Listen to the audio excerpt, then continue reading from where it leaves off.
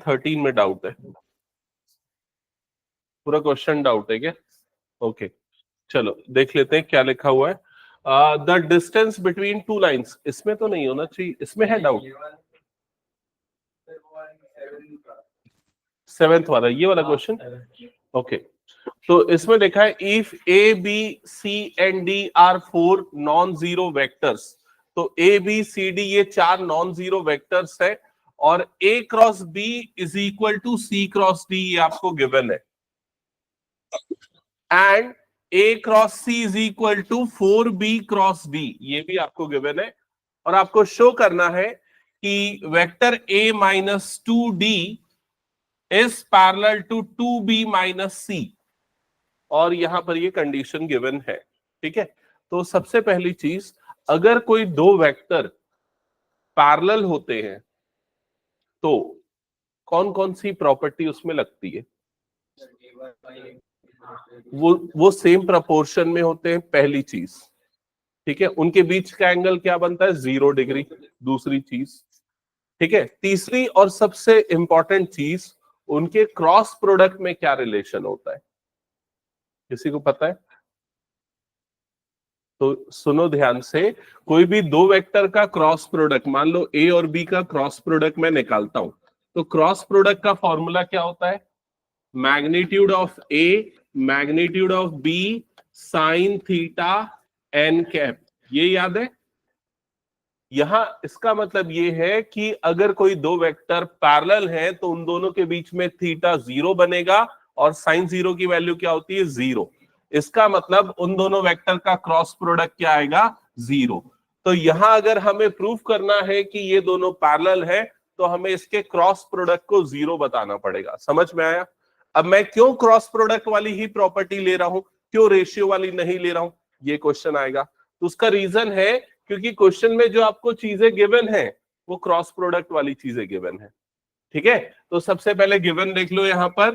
तो गिवन में दो चीजें आपको पता है कि A cross B, vector A cross B is equals to vector C cross D, ये चीज आपको गिवन है। और क्या गिवन है? Vector A cross C, vector A cross C is equals to 4 vector B cross vector D, ये दो चीजें आपको गिवन है। ओके, और जो आपको प्रूफ करना है उसके लिए क्या करो, आप इन दोनों वेक्टर्स का क्रॉस प्रोडक्ट ले लो। ठीक है, तो यहां पर vector A minus 2 vector D cross दूसरा वाला वेक्टर कौन सा है? 2 vector B minus vector C. क्या यहां तक सबको समझ में आ गया? ठीक है, अब मैं यहां पर जब इन दोनों वेक्टर का क्रॉस लूंगा तो डिस्ट्रीब्यूटिव लॉ अप्लाई होगा। डिस्ट्रीब्यूटिव लॉ से सबसे पहले ये इसके साथ क्रॉस होगा, तो फर्स्ट टर्म आपके पास क्या मिल जाएगी? Vector A cross 2 vector B. क्या ये चीज समझ में आ गई सबको? फिर ये टर्म इसके साथ क्रॉस होगी तो क्या मिलेगा? बोलो जल्दी और लिखो, क्या मिलेगा? Minus vector A cross vector C. क्या ये क्लियर हो गया? फिर ये टर्म इसके साथ क्रॉस होगा तो ये क्या हो जाएगा? -2 वेक्टर डी क्रॉस क्रॉस क्या आ जाएगा? 2 वेक्टर बी, ऐसे ही होगा। और लास्टली ये दोनों टर्म्स का क्रॉस प्रोडक्ट होगा तो ये हो जाएगा -2 vector D, minus minus plus हो जाएगा ना, तो +2 vector D cross vector C. क्या यहां तक क्लियर? टोटल 4 टर्म्स बनेंगी। अब कुछ भी करके मुझे ये क्या लाना है? 0 लाना है। तो 0 लाने के लिए ना मैं एक बार देखता हूं कि भाई हमें जो जो चीजें गिवन है उसको कैसे यूज कर सकता हूं। ठीक है, तो यहां पर अगर आप ऑब्जर्व करोगे तो ए क्रॉस सी की जो वैल्यू है, ए क्रॉस सी की वैल्यू कितनी है? वो 4b क्रॉस डी है। ए क्रॉस सी तुम लोगों को डायरेक्टली यहां पर दिख रहा है।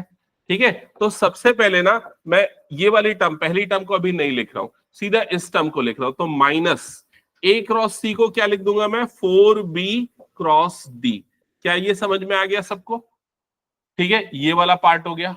अब ये वाला टर्म जो है ना वो इसी से मिलता जुलता है, तो इसको मैं रीअरेंज कर सकता हूं। कैसे रीअरेंज कर सकता हूं? देखो ध्यान से समझना। ये 2 2 जा क्या हो जाएगा? 4। ठीक है, और यहां डी पहले है बी बाद में। क्रॉस प्रोडक्ट में क्या होता है? अगर हम ऑर्डर बदलते हैं ना तो बाहर में माइनस आ जाता है। तो वो माइनस और ये माइनस के कारण ये क्या हो जाएगा प्लस, और ये टर्म जो है ना 4d, इस 2 को इसके साथ भेज देता हूं, क्या हो जाएगा 4d क्रॉस b। क्या ये समझ में? एक बार सारे बच्चे कंफर्म करो। 2 जो है आगे पीछे लिख सकते हैं, उससे कोई फर्क नहीं पड़ता, लेकिन अगर वेक्टर वाली टर्म को आगे पीछे बदलते हैं तो माइनस साइन आएगा क्रॉस प्रोडक्ट में। ओके, सो दैट ये दोनों टर्म कैंसल आउट हो जाए, इसलिए तो ये दोनों का तो काम खत्म हो गया। अब कौन सी टर्म बच गई यहां पर? यहां पर और कौन सी टर्म बच गई? ये एक तो ये टर्म थी लास्ट वाली, ये थी ना। हाँ देखो,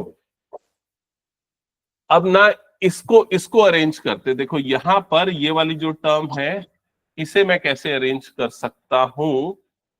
सबसे पहले ना ये 2 को मैं बाहर कर देता हूं। 2 को अगर बाहर करूंगा तो ये वाली टर्म क्या बन जाएगी? a क्रॉस b, ऐसे ही बनेगी ये वाली टर्म। यहां पर मैं 2 को बाहर करता हूं तो ये +2 को मैंने बाहर किया, तो ये वाली टर्म क्या बन गई? d cross c। क्या ये समझ में आ गया सबको? अब यहां पर देखो a क्रॉस b जो है वो किसके इक्वल है? c क्रॉस d के। तो ये वाला 2 as it is, a cross b को मैंने यहां पर क्या लिख दिया? c क्रॉस d लिख दिया। ये दोनों तो कट चुका है तो हटा दो उसको। और यहां पर जो d क्रॉस c है, ये जो d क्रॉस c है, इसको c क्रॉस d बनाने के लिए मुझे बाहर क्या लिखना पड़ेगा? माइनस। तो यहां पर आ जाएगा -2 और ये क्या बन जाएगा? c क्रॉस d बन जाएगा। समझ में आएगी नहीं ये चीज? तो ये दोनों टर्म फिर से सेम हो गई, ये दोनों कट जाएगी और फाइनली आपको क्या मिलेगा? 0। क्या ये क्लियर हो गया? तो यहां पर हम क्रॉस प्रोडक्ट 0 करके प्रूव करेंगे दो वेक्टर्स पैरेलल है। ठीक है, तो ये कौन सा था? स्लाइड नंबर 13 का क्वेश्चन नंबर 7 जो आपका डाउट था। और क्या डाउट है बताओ इसमें? इसके ऑप्शन में भी डाउट है क्या?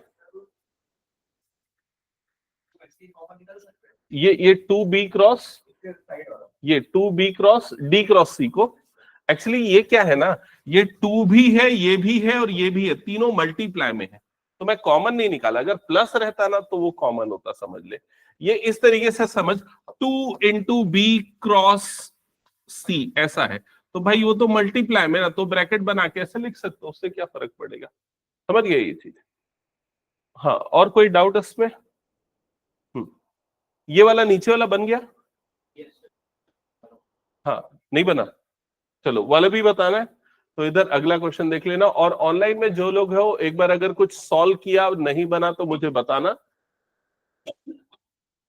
ठीक है, the two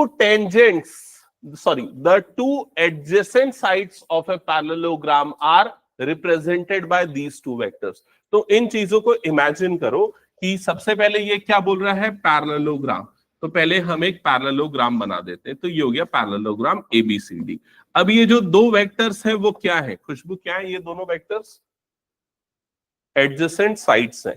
तो पहला वाला वेक्टर ये वाली साइड है और दूसरा वाला वेक्टर ये वाली साइड है, तो ये हो गया 2i minus 4j minus 5k। दूसरा वाला साइड से ये वेक्टर मिल रहा है 2i plus 2j plus 3k। Okay, क्या फाइंड आउट करना है? Find unit vector parallel to its diagonal. इसके डायगोनल, इसका डायगोनल कौन सा होगा? देखो ये होगा इसका डायगोनल, इसके डायगोनल के पैरेलल यूनिट वेक्टर निकालना है। तो वो जो वेक्टर लॉ ऑफ एडिशन था उसमें दो तरह के लॉ होते थे, एक तो ट्राइंगुलर लॉ होता था, दूसरा पैरेललोग्राम लॉ। तो पैरेललोग्राम लॉ क्या बोलता है? अगर कोई दो वेक्टर किसी पैरेललोग्राम की एडजेसेंट साइड्स है तो उनका एडिशन उसका डायगोनल को रिप्रेजेंट करेगा। समझ में आया?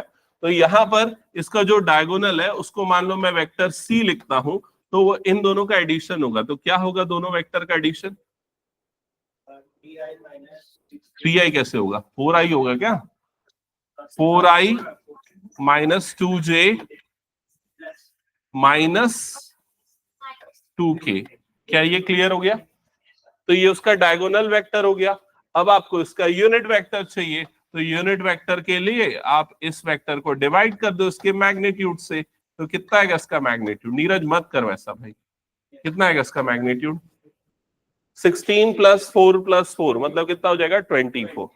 तो ये आ जाएगा √24। समझ में आया क्या ये? फिर बाद में जो भी है सिंप्लीफाई कर लेना, 4 बाहर निकलेगा और 2 से कट जाएगा, ऐसा कुछ तो भी होगा। ओके, बन जाएगा ये। 4 बाहर निकलेगा तो 4 बार नहीं 2 निकलेगा ना बाहर, है ना। 4 6 24, 2 निकलेगा, ये 2 से कट जाएगा तो कितना बन जाएगा, ये 2i माइनस जे और माइनस के डिवाइडेड बाय क्या हो जाएगा, √6। ठीक है, आयुष क्लियर है। फिर क्या बोल रहा है, इसके बाद क्वेश्चन में खत्म थोड़ी ना हुआ है। यूजिंग डायगोनल, अब देखो बिना डायगोनल यूज किए अगर एरिया बोला होता तो कैसे निकालते।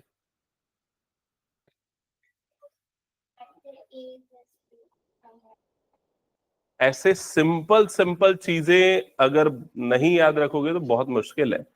देखो अगर पैरेललोग्राम का एरिया निकालना है तो सिंपल फॉर्मूला होता है, ए क्रॉस बी का मैग्नीट्यूड उस वेक्टर का एरिया होता है, जिसमें ए ये वाली साइड का वेक्टर है, बी ये वाली साइड का। क्रॉस कैसे निकालते हैं, डिटर्मिनेंट सॉल्व करके। मैग्नीट्यूड कैसे निकालते हैं वो तो पता है, √। ठीक है, तो ये एरिया ऑफ पैरेललोग्राम निकालने का फॉर्मूला है अगर साइड से निकालना है। लेकिन क्या बोल रहा है, यूजिंग डायगोनल। तो यूजिंग डायगोनल भी बहुत अच्छी चीज है, समझो। ये वाला जो हमें वेक्टर मिला, ये वाला वेक्टर कौन सा है, वेक्टर सी, ये उसका क्या हो गया, डायगोनल।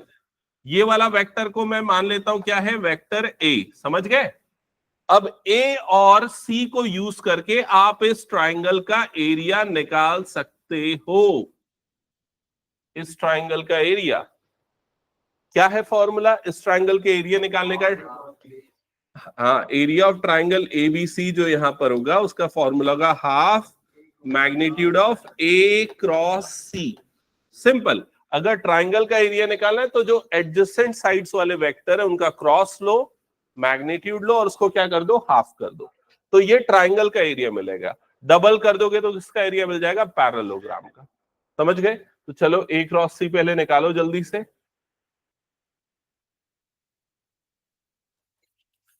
ए क्रॉस सी तो आई जे के, और फिर उसके बाद ए वाला वेक्टर हो जाएगा 2 -4 एंड -5। सी वाला वेक्टर हमने जो अभी निकाला है 4 -2 एंड -2। डिटर्मिनेंट सॉल्व कर लो, तो आई का कोफिशिएंट क्या आएगा, माइनस, ये 8 हो जाएगा और -10 हो जाएगा, मतलब ये आ जाएगा -2 माइनस जे, इसका कोफिशिएंट क्या आ जाएगा, तो ये हो जाएगा -4 + 20, -4 + 20 मतलब 16, और ये माइनस बाहर में मतलब -16 आएगा जे का। के का कोफिशिएंट क्या आएगा, 4 -4 और +16 मतलब ये आ जाएगा +12। क्लियर। तो ओवरऑल ये मिलेगा -2i -16j +12k। क्या ये क्लियर। और इसका मैग्नीट्यूड निकालने के लिए क्या करेंगे, √2² + 16² + 12²। मैं माइनस साइन को इग्नोर कर दिया क्योंकि स्क्वायरिंग करने पे पॉजिटिव हो जाता है। फाइनली 1/2, और ये हो जाएगा 4 + 16 का स्क्वायर कितना होता है, 256। यस, प्लस ये एडिशन कितना हो जाएगा, 260 404 आ रहा है क्या, 260 और 140 400 हो जाएगा 404। तो ये आ जाएगा 1/2 √404। समझ में आया ये। 404 को मैं ऐसे लिख सकता हूँ ना, 4 × 101, 4 रूट से बाहर आके 2 हो जाएगा, तो 2/2 √101। समझ में आया। ये 2 कट जाएगा, क्या आ जाएगा, √101। ये किसका एरिया है, ट्राइंगल का। इसका डबल कर दोगे तो किसका हो जाएगा, पैरेललोग्राम का। समझ गए। Straight forward simple question. हटा दो फिर मैं इसको। तो टिल स्लाइड 13 तुमने बना लिया था, वेरी गुड। और इसके पहले 13 के पहले किसी का कोई डाउट नहीं है, चलो मैं स्किप करता हूं। फिर मैं मान लेता हूं तुम लोगों ने बनाया, नहीं बनाया तो भी मुझे क्या करना है, ठीक है। चलो 13 के आगे किसी स्लाइड में कोई डाउट है या इसी के आगे कंटिन्यू चलूं। 40 नंबर स्लाइड, हाँ 40 नंबर स्लाइड में डाउट है। हाँ बता वैभव, क्या डाउट है।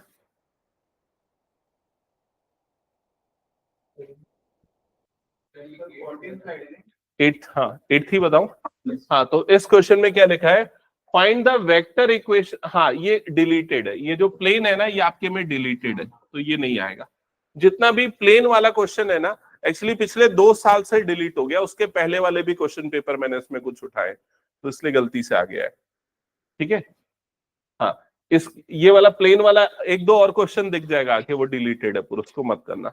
ये और कोई सा क्वेश्चन नीचे वाला, इस क्वेश्चन में लिखा है A and B are two unit vectors, तो फटाफट लिखो वेक्टर ए का मैग्नीट्यूड, वेक्टर बी का मैग्नीट्यूड कितना है, दोनों का मैग्नीट्यूड 1 है। क्यों 1 है, क्योंकि दोनों कैसे वेक्टर है, यूनिट वेक्टर। लिख लेना ना, ये स्लाइड नंबर कितना है 14, slide 14 question number 9, question number 3, ये दोनों यूनिट वेक्टर है। और क्या लिखा हुआ है, सच दैट ये वाला मैग्नीट्यूड और ये दोनों मैग्नीट्यूड आपस में इक्वल है, तो ये चीज भी नोट डाउन कर लो। ओके, नोट कर लिया। ओके, अब आपको यहां क्या फाइंड आउट करना है, angle between A and B, angle between A and B. ठीक है, तो angle between A and B को डिनोट कर देते हैं थीटा से, theta is equal to question mark. अब हो सकता है ये क्वेश्चन समझने में तुम लोगों को प्रॉब्लम जाए, अगर एनसीईआरटी पूरा सॉल्व किया तो भी। सुनो, सबसे पहले एंगल बिटवीन टू वेक्टर निकालने के दो फॉर्मूले, एक तो cos theta is equals to a dot B upon magnitude of a magnitude of b, ये है magnitude of a magnitude of b, और दूसरा एक साइन थीटा वाला भी, sine theta is equal to क्या होता है, a cross b divided by इसका मैग्नीट्यूड रहता है ऊपर वाले का भी, और नीचे में क्या होता है, a का मैग्नीट्यूड b का मैग्नीट्यूड। ठीक है, अगर क्रॉस प्रोडक्ट से निकाला, जनरली डॉट से ही निकलता है, कभी कभी क्रॉस यूज हो जाता है, तो हम ऊपर वाला यूज करने वाले डॉट। ठीक है, एक और डॉट प्रोडक्ट की एक बहुत अच्छी प्रॉपर्टी है, वो ये है कि a डॉट a कितना होता है, बताओ तो a डॉट a कितना होता है, नहीं होता जीरो, a क्रॉस से जीरो होता है, ये a डॉट a होता है मैग्नीट्यूड ऑफ a का होल स्क्वायर। ऐसा क्यों होता है, क्योंकि a dot b dot product का फॉर्मूला क्या होता है, magnitude of a magnitude of b sine cos theta, ये होता है ना फॉर्मूला। तो अगर सेम वेक्टर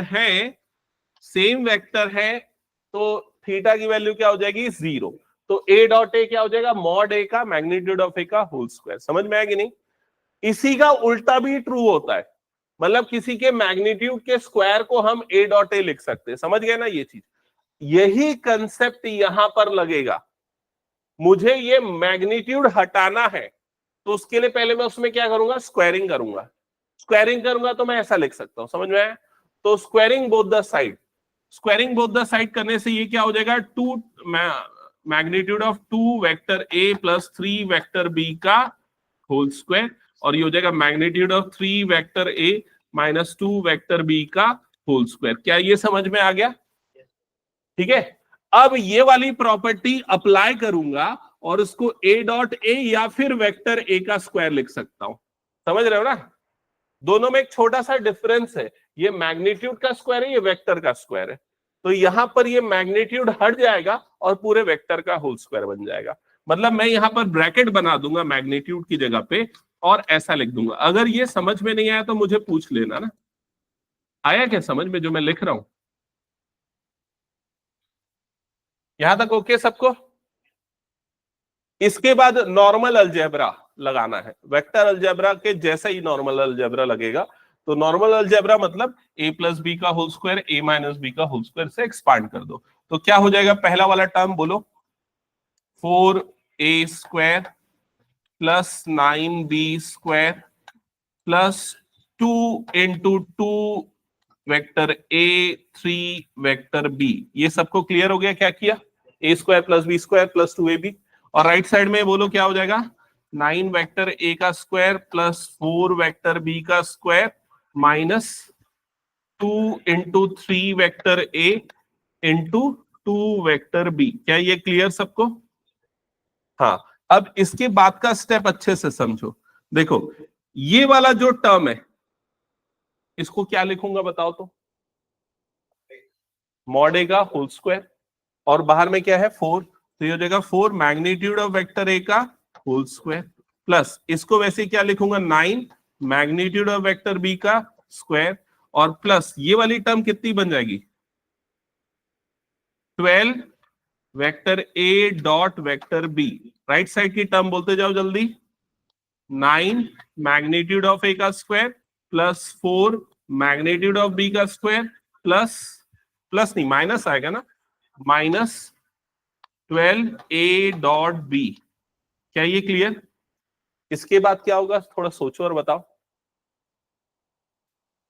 गुड, क्योंकि क्वेश्चन में लिखा है ना दोनों यूनिट वेक्टर, तो मैग्नीट्यूड ऑफ ए क्या हो जाएगा 1, तो ये 1 हो जाएगा, तो ये 1 मतलब ये पूरी वैल्यू कितनी हो गई 4, समझ में आया ना, ये वाला 1 तो ये पूरी वैल्यू कितनी हो गई 9, वैसे ये 1 तो पूरी वैल्यू हो गई 9, ये 1 ये पूरी वैल्यू कितनी हो गई 4, बाकी सब एज इट इज।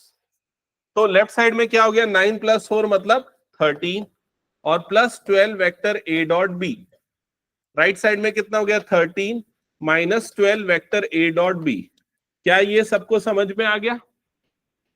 तो ये 13 और ये 13 कट गया, ये minus 12 vector A dot B इधर आ गया, तो प्लस हो जाएगा। केशिता कुछ डाउट है, कुछ समझ में नहीं आया? तो ये कितना हो जाएगा 24 A dot B is equal to कितना हो जाएगा 0, तो ए डॉट बी की वैल्यू कितनी आ जाएगी 0। क्या ये समझ में आया? अब डॉट प्रोडक्ट 0, इसका मतलब एंगल कितना बनेगा 90 डिग्री, क्योंकि ये होता है ना फॉर्मूला डॉट प्रोडक्ट 0 मतलब थीटा क्या हो जाएगा 90, it means theta is equals to 90 degree. Clear ये डाउट भी? नेक्स्ट और कोई स्लाइड नंबर?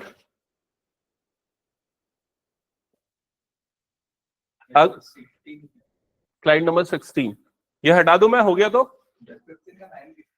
15 का 9। गुड, ये जो काम कर रहे हो ना तुम लोग बहुत अच्छा कर रहे हो। अगर ऐसा सॉल्व करके लाओगे ना, मैं श्योर कर सकता हूं कि तुम लोग ना 100 में 85 प्लस स्कोर कर दोगे मैथ्स में, अगर ये चीज फॉलो किए पूरे चैप्टर के साथ तो।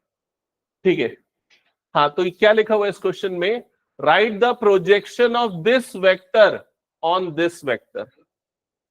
नीचे वाला ये वाला कौन सा वाले? ये नीचे वाले में।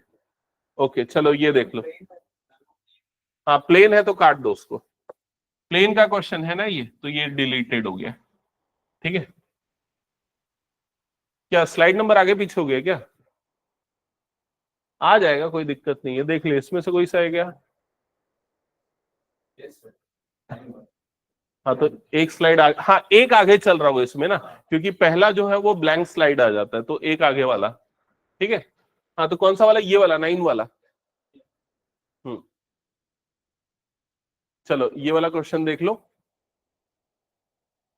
तो क्या लिखा हुआ है इस क्वेश्चन में, vector A vector B vector C are mutually perpendicular vectors. बहुत इंपॉर्टेंट लाइन लिखी है कि ये तीनों म्यूचुअली परपेंडिकुलर वेक्टर्स हैं।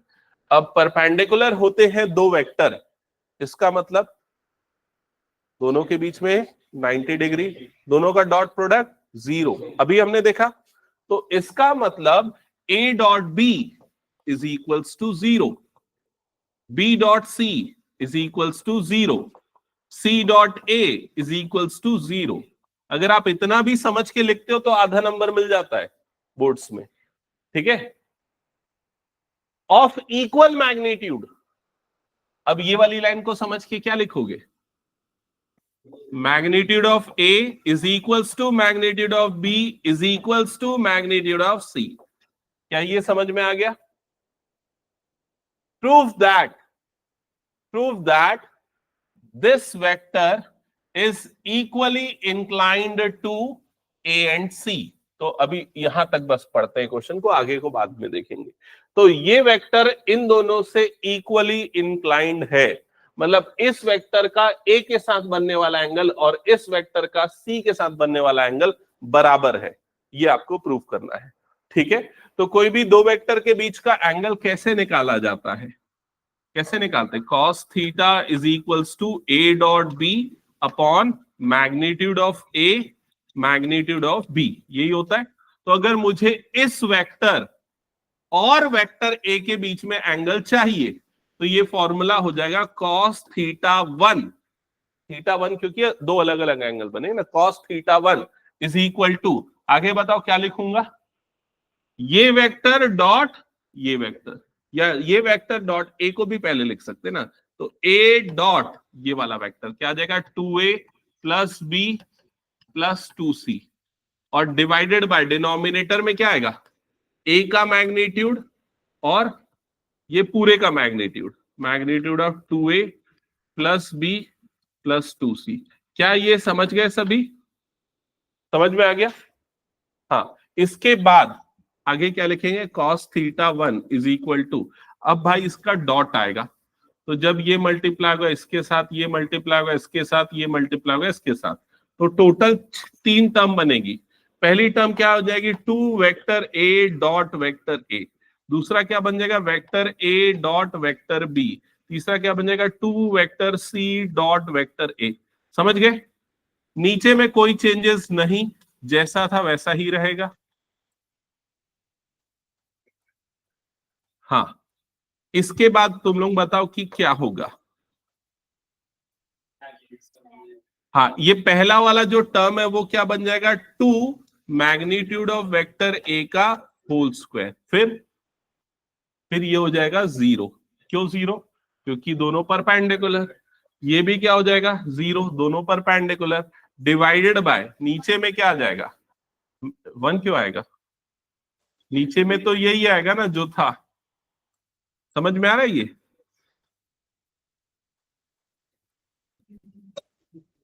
हाँ, क्या डाउट है आयुष? ये स्क्वायर नहीं है ना, मैंने गलती से इसको, ये क्वेश्चन कौन सा आउट ऑफ सिलेबस है? हाँ, तो इसीलिए तो देख रहे हैं हम आज। समझ गए? वैसे इस तरह के क्वेश्चन है, डायरेक्टली ऐसा नहीं है, वेक्टर थोड़े अलग है। जो एनसीईआरटी में हमने किया उसमें ए plus B plus C vector दिया है, यहां बदल दिया है, इतना डिफरेंस है। अब क्या हो जाएगा, ये पूरा वेक्टर और ये पूरा मैग्नीट्यूड दोनों कट जाएगा। समझ में आएगी नहीं? तो क्या बन जाएगा, cos theta one is equal to क्या बनेगा, ये 2 magnitude of vector A divided by magnitude of 2 vector A plus vector B plus 2 vector C. क्या ये सभी समझ गए? और इसे अब हम इक्वेशन नंबर 1 दे देंगे। अब क्या करेंगे बताओ? हाँ, अभी हमने ए और इसके बीच का एंगल निकाला, अब हम सी और इसके बीच का एंगल निकालेंगे। चलो निकालो तुम लोग जल्दी, फटाफट।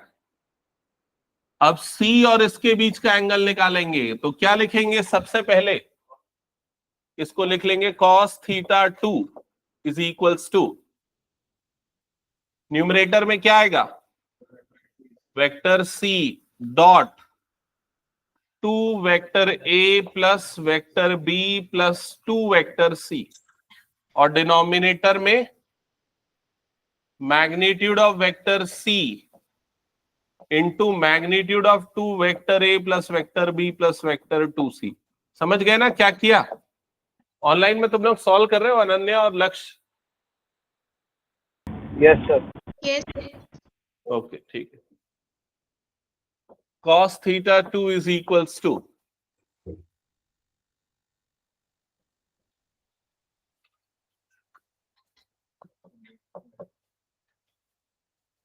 हाँ बताओ न्यूमरेटर में क्या होगा,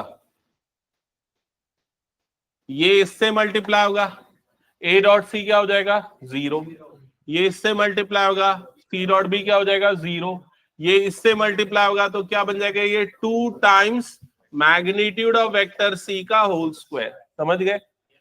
फिर ये दोनों कट जाएगा, तो cos थीटा 2 क्या बचा आपके पास, 2 times magnitude of vector C divided by magnitude of 2a plus vector B plus 2 vector C. अब आपको क्या प्रूफ करना है कि थीटा 1 और थीटा 2 बराबर है। समझ गए ना? तो क्या ये दोनों बराबर आ रहे हैं? देखो एक बार, डिनोमिनेटर सेम है, न्यूमरेटर सेम है क्या? यहां वेक्टर सी का मैग्नीट्यूड है, यहां वेक्टर ए का मैग्नीट्यूड है, लेकिन क्वेश्चन में लिखा है, हाँ समझ गए? तो ये भी सेम हो जाएगा। तो आप इससे भी ऐसा लिख सकते हो, 2 magnitude of vector A upon ये पूरा हो जाएगा। और इससे इक्वेशन नंबर 2 दे दोगे, फिर उसके बाद लिखोगे bye 1 and 2 cos theta 1 is equal to cos theta 2, which implies theta 1 is equal to theta 2. Hence, this vector is equally inclined to the two given vectors. Okay? यहां तक क्लियर हो गया सबको? अभी एक और चीज बच गई ना, कुछ और बचा गया? Angle between A and B, नहीं ए एंड वो वाला वेक्टर, तो यही तो हो जाएगा एंगल, ये जो आएगा ना, क्योंकि हमें ए की वैल्यू तो पता नहीं है ना।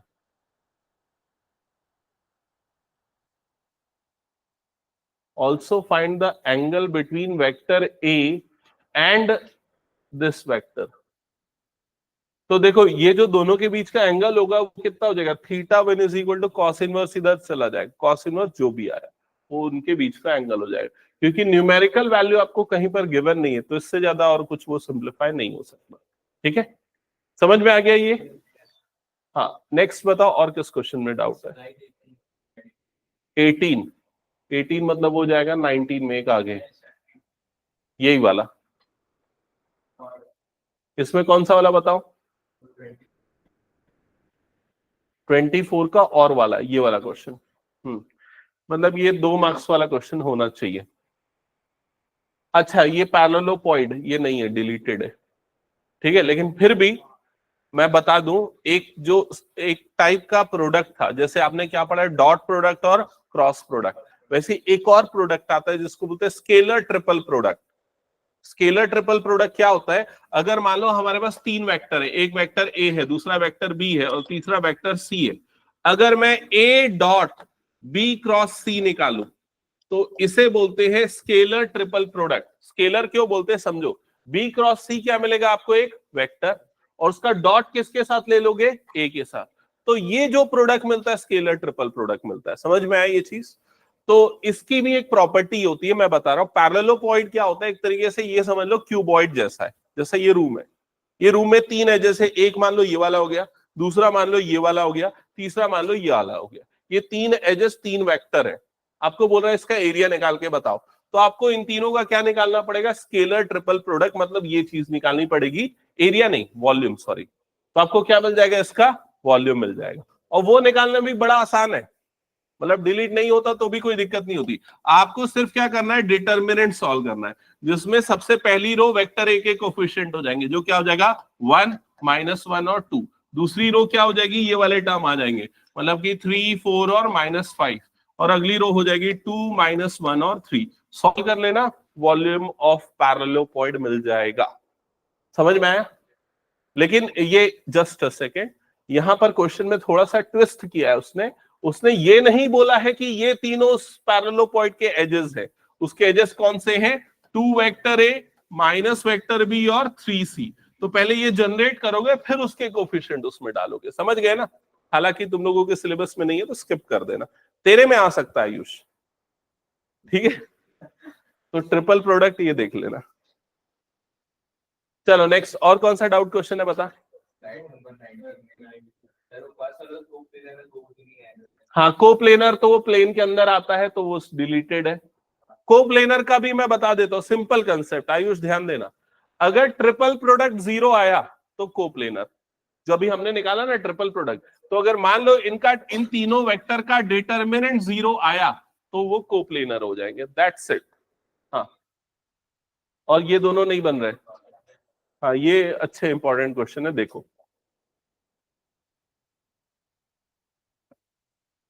Question number 24। तो सारे बच्चे एक बार इसको पढ़ लो। ये स्लाइड नंबर देखो आगे पीछे चल रहा है तो थोड़ा आप ध्यान देना। ये स्लाइड नंबर 18 होगा, एक्चुअल पीडीएफ के हिसाब से स्लाइड नंबर 18 का क्वेश्चन है, ठीक है? तो यहां लिखा है find a vector R. Important, बहुत इंपॉर्टेंट क्वेश्चन। एक आध ऐसा सेम क्वेश्चन आगे भी होगा मुझे लग रहा है। Find vector R equally inclined to 3 axis whose magnitude is 3√3। ये पढ़ लिया सबने? ओके, तो सबसे पहले ना हम यहां पर vector R is equals to vector R is equals to, नहीं इसको ना,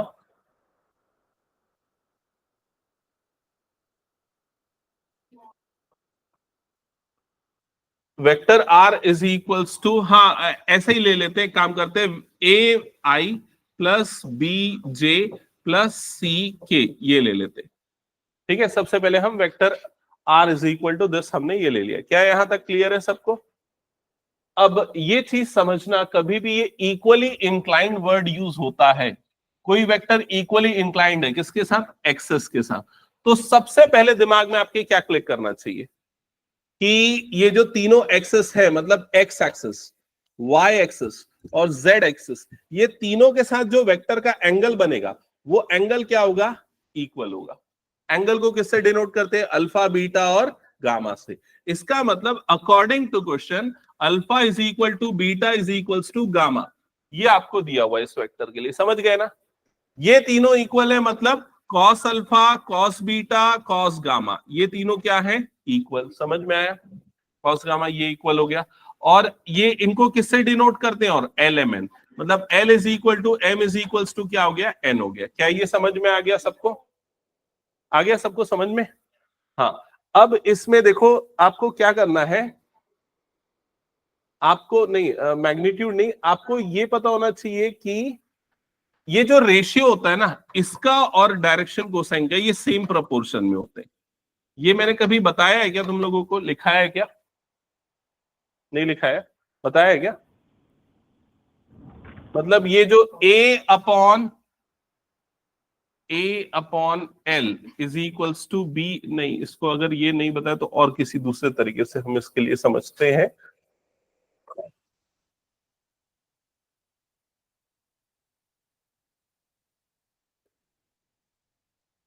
अच्छा,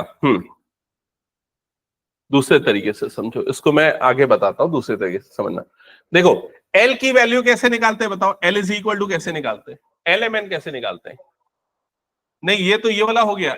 ए बी सी डायरेक्शन रेशियो से कैसे निकालते हैं? A upon root over A square plus B square plus C square, ये होता है L.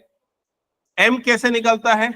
B upon root over A square plus B square plus C square. और सी कैसे निकलता है? एन कैसे निकलता है? C upon root over A square plus B square plus C square. समझ में? तो अगर एल एम एन सेम है तो ये तीनों की ये वाली वैल्यू भी क्या हो जाएगी? सेम। क्या ये समझ में आया सबको? ये तीनों सेम होगा मतलब डिनोमिनेटर को काट दो, तो इसका मतलब क्या हो जाएगा? ए बी और सी ये तीनों की वैल्यू भी क्या हो जाएगी? सेम। क्या ये समझ में आ गया? तो आप इससे डायरेक्टली कंक्लूड क्या कर सकते हो कि अगर वेक्टर एक्सेस के साथ सेम एंगल बना रहा है तो ना सिर्फ अल्फा बीटा बराबर होगा बल्कि डायरेक्शन कोसाइन भी बराबर होंगे और डायरेक्शन रेशियोज भी क्या होंगे? बराबर होंगे। एबीसी को क्या बोला जाता है? Direction ratios. ठीक है, तो ये तीनों वैल्यू सेम होगी और तीनों वैल्यू को मैं मान लेता हूं ये क्या हो गई? के हो गई। क्या यहां तक क्लियर हो गया? तो वेक्टर आर की वैल्यू कितनी हो गई? के आई प्लस के जे प्लस के, ये भी किया गया के क्या ये क्लियर हो गया? तो अब हमें इस वेक्टर को निकालने के लिए सिर्फ ये स्केलर वाला के निकालना पड़ेगा। समझ में आ गया? और उसके लिए आपको इसका मैग्नीट्यूड दिया हुआ, वो कितना है? 3√3। तो उसका मैग्नीट्यूड कैसे निकालेंगे? Root over K square plus K square plus K square, that is equals to कितना हो गया? 3√3। क्या ये क्लियर हो गया? तो इधर पे हो जाएगा 3k square is equals to 3√3, squaring both the side, तो ये कितना हो जाएगा? 3k square. राइट साइड में कितना हो जाएगा? 27। तो k square is equal to कितना हो जाएगा? 9। तो k की वैल्यू कितनी आ जाएगी? +-3। समझ में आएगी नहीं ये चीज? तो ये k की वैल्यू को यहां पर डाल दो, आपको वेक्टर r मिल जाएगा। तो वेक्टर r क्या हो जाएगा? +-3 i प्लस जे प्लस के, दैट्स इट। ये आ गया फाइनल आंसर। अब किसी को कुछ डाउट इसमें तो पूछ लो। ठीक है, अब इसमें जो इंपॉर्टेंट कोर पॉइंट्स आपको समझने के वो ये है कि अगर equally inclined with coordinate axis तो अल्फा बीटा, एलएमएन और एबीसी तीनों बराबर होंगे, आपस में इक्वल होंगे। क्या ये क्लियर? और जो वेक्टर बनेगा उसमें आई जे के कोफिशिएंट भी सेम ही आएंगे। ये क्लियर हो गया सबको? हाँ, इसके बाद वाला बन गया था angle between unit vectors A and B so that this vector is also a unit vector. हाँ, मुझे लग रहा था ये भी नहीं बना होगा। नहीं बनाना ये वाला क्वेश्चन? हाँ, ये बताता हूं। चलो, तो इसमें जो जो की पॉइंट्स है जो आपको नोट करने लायक लग रहा है क्वेश्चन को पढ़ने का, तो वो कर लो अगले क्वेश्चन के लिए।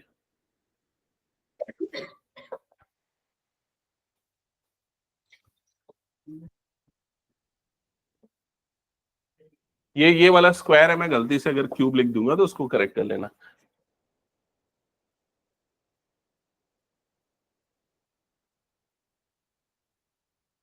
ठीक है, अगले क्वेश्चन का की पॉइंट लिख लिया? क्या क्या लिखा बताओ? Magnitude of A is equals to क्या? अरे बोलना जल्दी। इज इक्वल टू क्या? Is equal to 1। ये लिखा कि नहीं? क्योंकि लिखा है ना यहां पर angle between unit vectors A and B. और क्या लिखा हुआ है?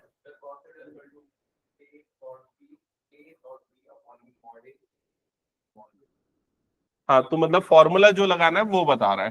तो ये बता रहा है कि cos theta is equal to, ये होता है a dot B upon magnitude of A magnitude of B. और क्वेश्चन से और क्या चीज हम देख सकते हैं और लिख सकते हैं वो पूछो।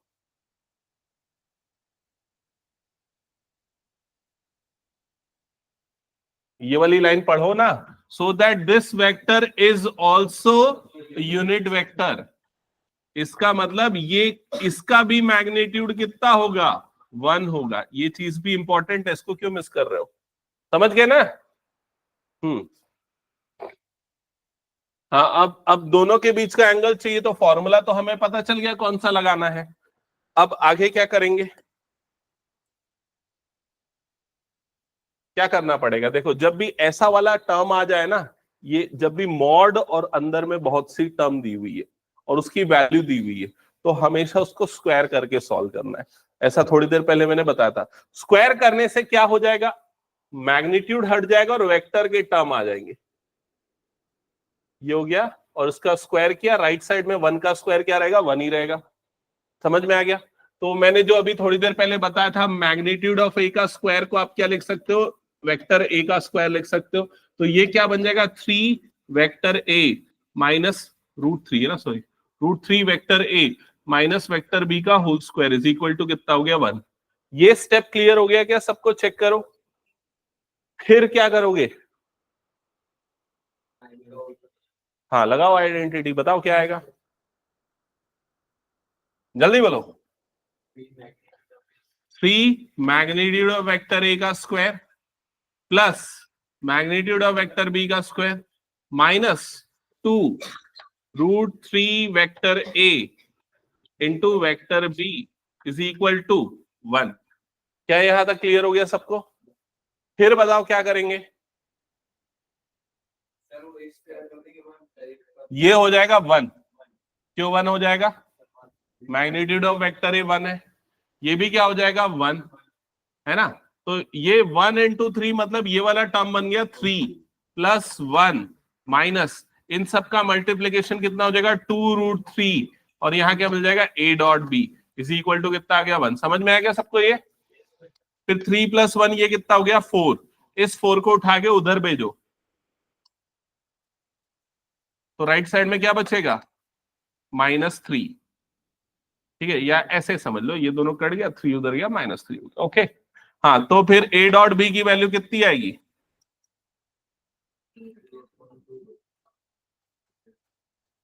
ये माइनस माइनस कट गया। ठीक है, तो a dot B is equals to √3 into √3 upon 2√3। तो ये दोनों कट जाएगा, तो a डॉट बी कितना आ जाएगा? a डॉट बी आ जाएगा √3/2। ओके, सबको क्लियर यहां तक? अभी a डॉट बी √3/2 आया। अब a डॉट बी का फॉर्मूला लगा दो यहां पर, है ना।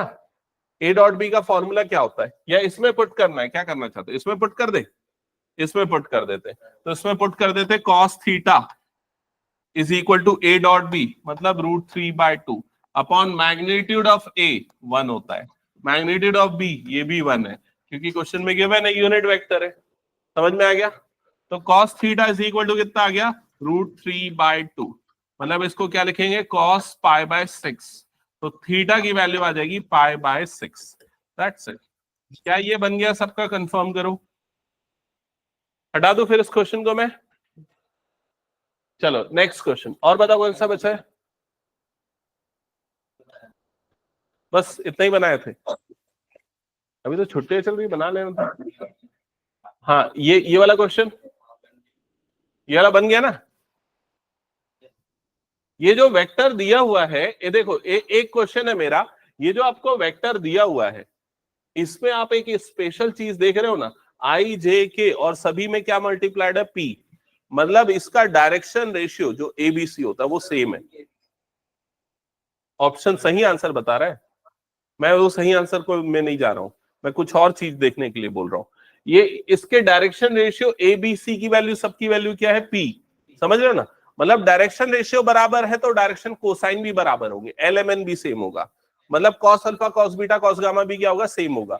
मतलब ये वेक्टर जो है वो कोऑर्डिनेट एक्सिस के साथ क्या होगा, इक्वली इंक्लाइंड होगा, है ना। और वैसे करके भी, या फिर ये यूनिट वेक्टर है तो ये तो डायरेक्टली निकल जाएगा, उसका मैग्नीट्यूड कितना आएगा, 1। हाँ, और ये तो डायरेक्ट क्वेश्चन है, फॉर्मूला लगाना है, ठीक है। और इसमें कुछ खास है क्या? ऑर्थोगोनल का मतलब क्या होता है, परपेंडिकुलर। तो मैं अब जितने भी बच गए ना, अगर तुम लोगों ने ट्राई नहीं किया तो एक फटाफट उनको ओवरव्यू दे देता हूं, ठीक है, जो कौन सा कैसे बनेगा। तो जैसे क्वेश्चन नंबर 14 है, स्लाइड 20 आ जाएगी ये। और इसका क्वेश्चन नंबर 14 है, क्या लिखा है, area of parallelogram whose diagonals are this and this। ये कैसे बनेगा, एरिया ऑफ पैरेललोग्राम जिसके डायगोनल्स आपको दिए हुए। हाँ, इसका क्रॉस प्रोडक्ट करना है और उसका क्या लेना है, हमें मैग्नीट्यूड लेना है, ठीक है।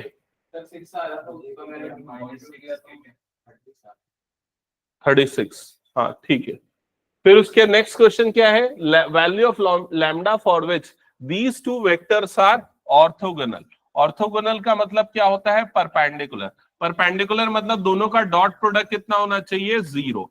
अब डॉट प्रोडक्ट देख लो क्या हो जाएगा, 2 × 1 मतलब 2, ये कितना हो जाएगा, -2 लैम्डा, ये क्या हो जाएगा, -1 इज इक्वल टू 0, लैम्डा निकल जाएगा, खत्म। समझ गए ना? चलो नेक्स्ट क्वेश्चन, क्वेश्चन नंबर 24। अब देखो इसमें बोल रहा है, show that two vectors, vector A and vector B are perpendicular. इसमें कौन सा तरीका लगेगा, जो अभी हमने किया, दोनों तरफ क्या करना, स्क्वायरिंग कर लेना, फिर a² + b² + 2ab, और इधर पे क्या हो जाएगा, -2ab। फिर वैसे ही करके बन जाएगा, a डॉट b क्या आ जाएगा इसमें, 0। ये वाला question, show that vector this forms the sides of the right angle triangle. तो राइट एंगल के लिए एक एंगल 90 डिग्री, तो तीनों में से कोई भी दो कॉम्बिनेशन का डॉट प्रोडक्ट क्या आना चाहिए, 0। समझ गए? नेक्स्ट, a डॉट b ये दिया हुआ है, एंगल निकालना है, तो सीधे सीधे ये वाला वैल्यू है, ये किसके इक्वल हो जाएगा, cos थीटा के। समझ गए ना? और cos थीटा 1/2 कब आता है, 60 पे, तो आंसर आ जाएगा 60 degree. Next question, question number, ये स्लाइड नंबर 22 आएगा ना, स्लाइड नंबर 22 देखते चलना, अगर कहीं कुछ डाउट होगा तो। If vector A is a non zero vector, तो इसकी वैल्यू बतानी है, तो बताओ क्या हो जाएगा।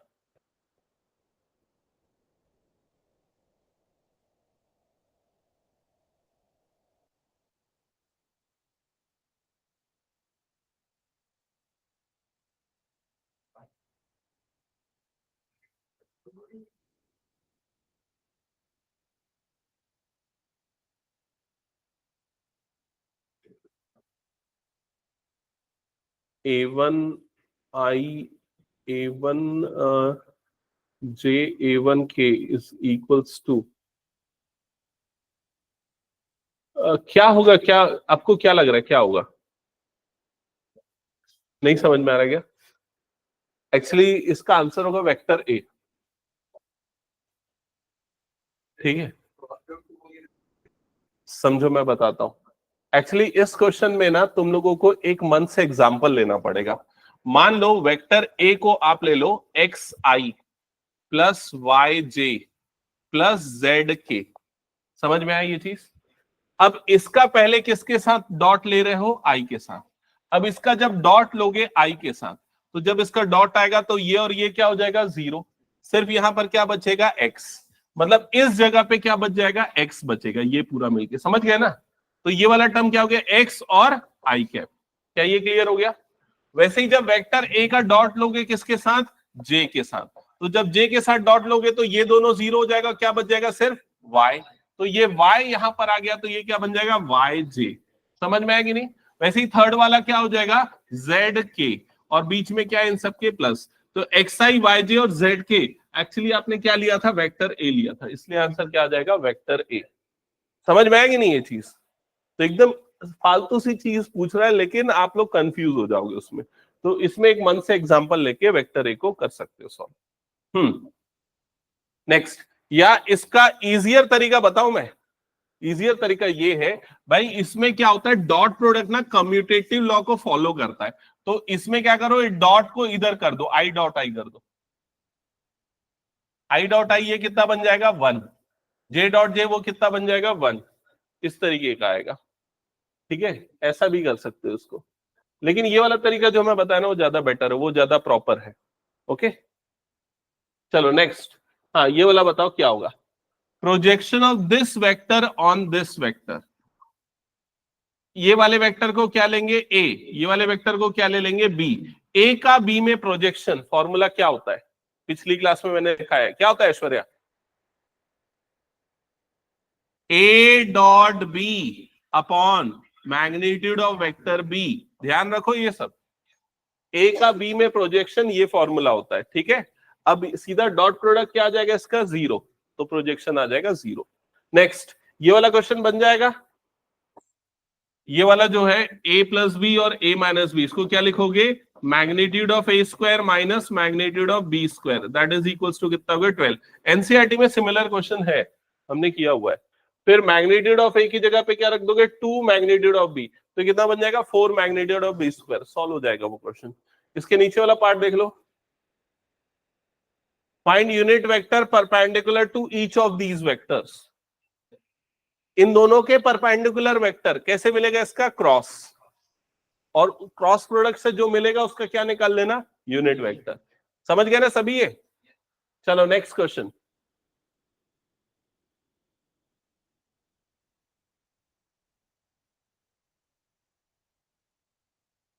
हाँ, ये क्वेश्चन नंबर 5 का आंसर बताना, क्या सही आंसर होगा?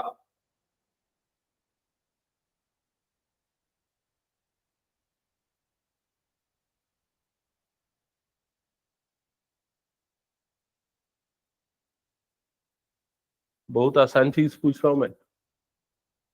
अच्छा, एक एक करके बताओ, क्या फर्स्ट वाला सही होगा? आई डॉट जे वन होता है, क्या होता है? जीरो। तो ये तो रॉन्ग हो गया। आई क्रॉस जे क्या होता है? आई क्रॉस जे क्या होता है? के। पिछली क्लास में बताया ना, साइक्लिक ऑर्डर। तो आई क्रॉस जे की वैल्यू क्या होती है? के। क्या ये सही है? नहीं है। आई डॉट के क्या होता है? आई डॉट के क्या होता है? जीरो। ये सही है। आई क्रॉस के क्या होता है? आई क्रॉस के क्या होता है? माइनस जे। तो ये भी गलत है, तो कौन सा ऑप्शन हो गया? सी। सिंपल, समझ गए कि नहीं है? हाँ, नेक्स्ट ये वाला क्वेश्चन। ए और बी ये रिप्रेजेंट करें एडजेसेंट साइड्स ऑफ पैरेललोग्राम को। यूनिट वेक्टर, ये तो हमने बनाया है अभी थोड़ी देर पहले। ठीक है, unit vector parallel to diagonal. Using vector find the area of triangle ABC. तो एबीसी का एरिया निकालना है। क्या हुआ ईशान, बता। वो नहीं समझ में आएगा क्रॉस प्रोडक्ट में कैसे होता है? हाँ, कौन सा क्वेश्चन?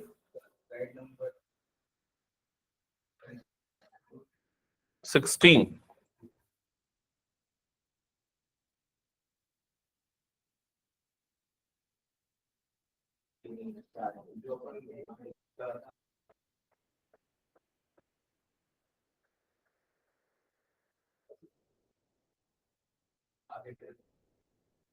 ये आगे करो, और आगे करो।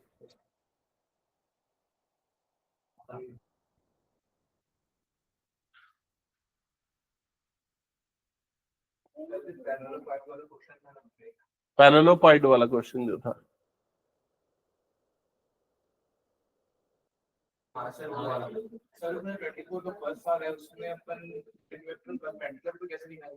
Perpendicular to each of the vectors A and B. अरे सिंपल है, ए क्रॉस बी निकाल, तो जो वेक्टर मिलेगा वो दोनों के क्या होगा, परपेंडिकुलर, उसका यूनिट वेक्टर निकाल ले, खत्म। क्यों? नहीं नहीं, ऐसा कुछ नहीं है। देख सुन, अगर हमें प्रूफ करना है कि दो वेक्टर परपेंडिकुलर है तो उनका डॉट प्रोडक्ट लेते हैं, लेकिन अगर कभी भी ऐसा क्वेश्चन है कि दो वेक्टर के परपेंडिकुलर एक वेक्टर निकालो, तो हम उन दोनों वेक्टर का क्रॉस प्रोडक्ट लेते हैं। समझ में आया ये चीज? अगर मुझे प्रूफ करना है कि ये दोनों वेक्टर परपेंडिकुलर है तो मैं इन दोनों का क्या ले लूंगा, डॉट प्रोडक्ट। लेकिन अगर मुझे बोलता है कि इन दोनों वेक्टर के परपेंडिकुलर एक वेक्टर निकाल के बताओ, तो मैं इन दोनों का क्या ले लूंगा, क्रॉस प्रोडक्ट। और जो हाँ कौन सा? अच्छा,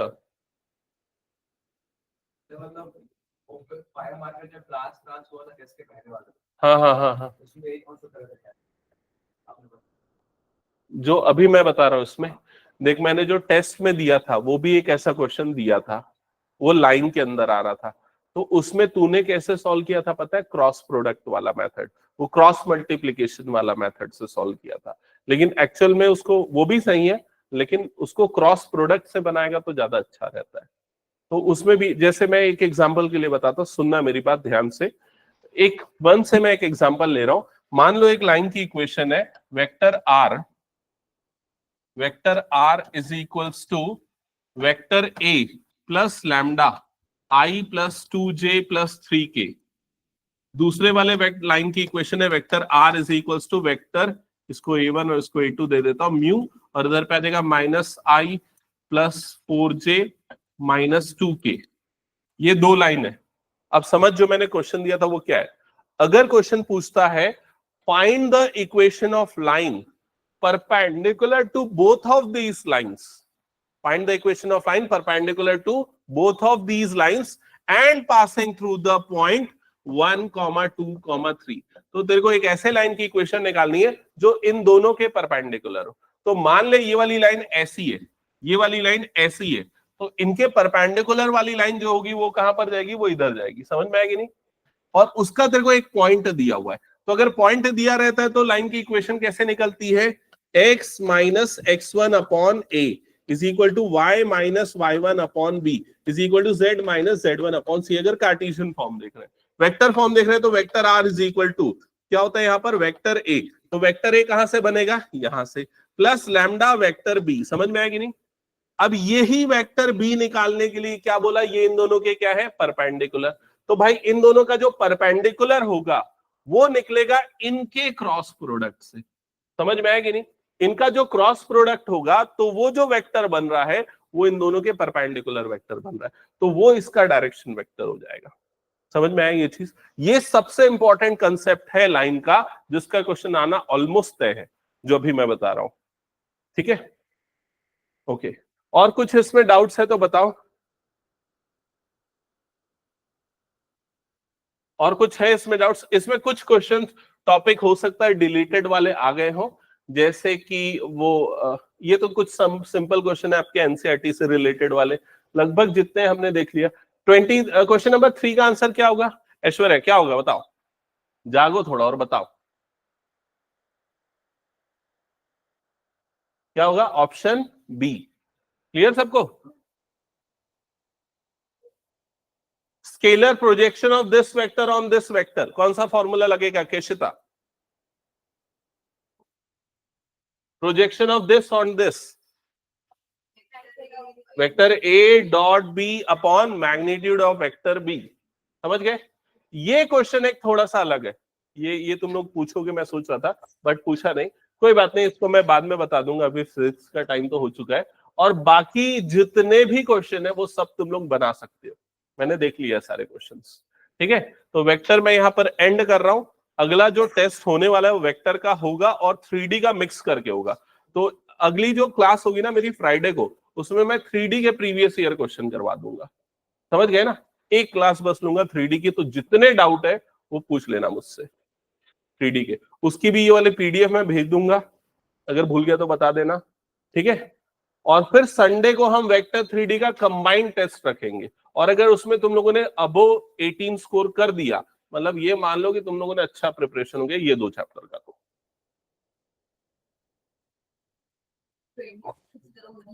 हाँ हाँ